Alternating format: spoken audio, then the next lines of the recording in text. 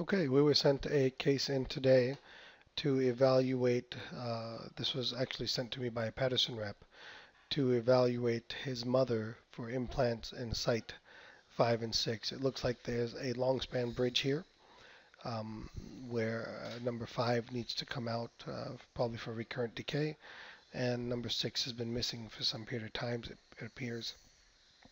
So let's take a peek. So his question in this particular case was, can this case be done? And what does it take to do it? So the first thing I'll do is double click here on number 5, and my first initial impression is that absolutely we can do immediate placement here. We can, what I'm looking at in this particular scan, let's use drawing tools here, and I would look at here's my bone position like so.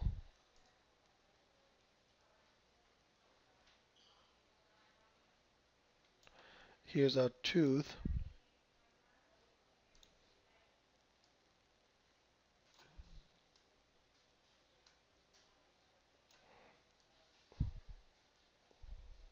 Okay.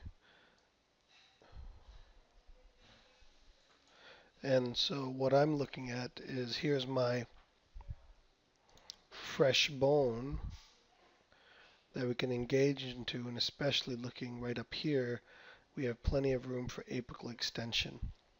So the one concern I do have, or that we have to be aware of, is just that there may be a facial dehiscence or facial plate dehiscence right here.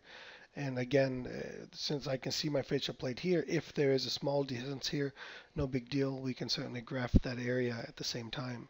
So I'm not overly concerned about this particular number 5. And I don't even think there's a facial plate dehiscence as we go through it.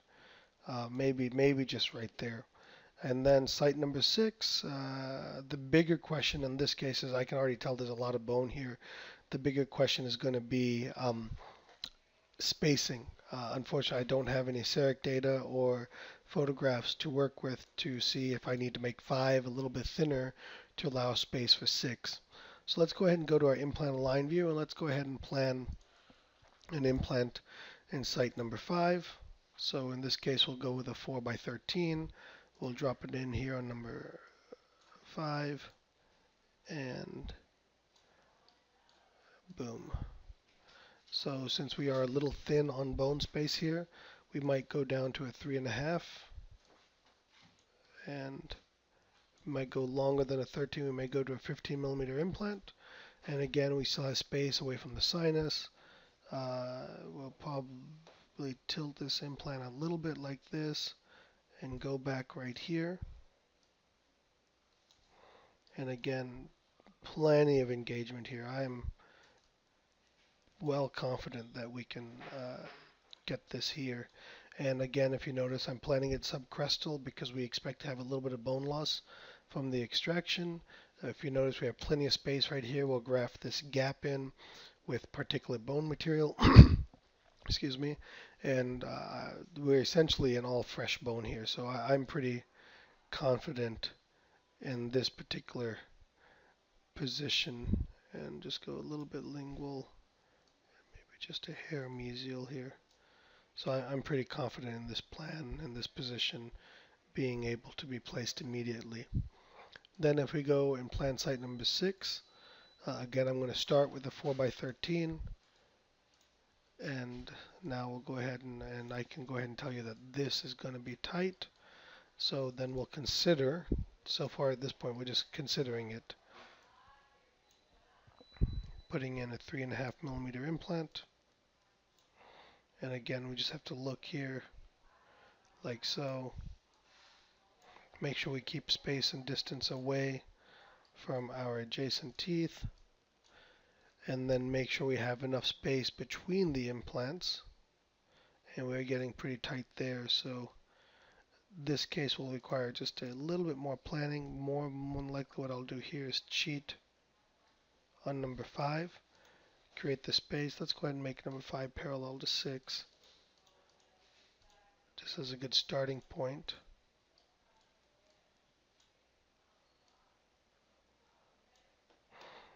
So based on this, based on my initial evaluation, we have enough space here to place a 3.5 by 13 millimeter air implant in this edentulous site for site number 6.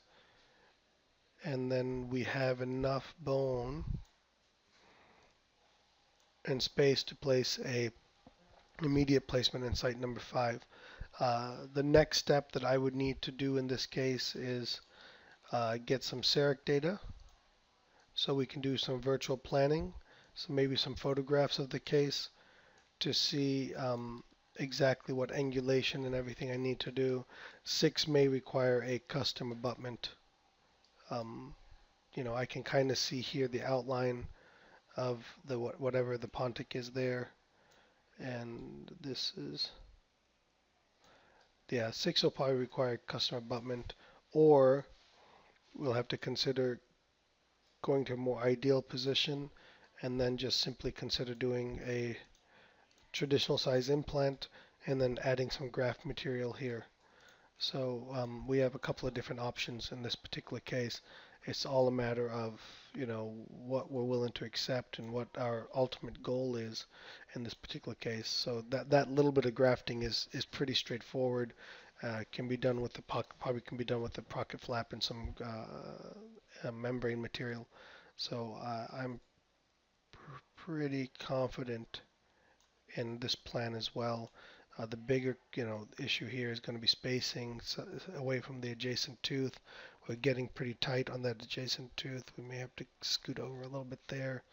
So we may end up using a 3.5 millimeter implant just to avoid that adjacent tooth, and still may end up grafting a little bit to be able to have ideal implant placement from a restorative perspective with our access coming in through the cingulum.